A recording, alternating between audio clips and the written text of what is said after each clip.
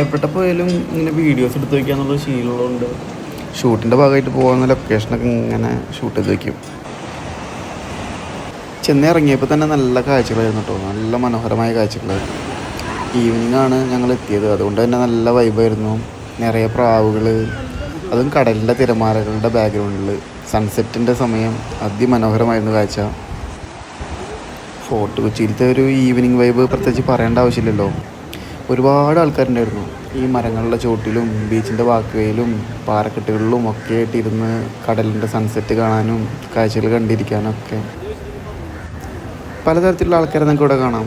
എന്താ പറയുക, ഫാമിലി ആയിട്ട് വരുന്നതും കുട്ടികളൊക്കെ ആയിട്ടും ഒറ്റയ്ക്കും കൂട്ടമായിട്ടും ഒക്കെ ഇരിക്കുന്ന ആൾക്കാർ. എൻ്റെ കൂടെ അനിറ്റും പിന്നെ ആർജെ ആകാശാണ് ഉണ്ടായിരുന്നത്.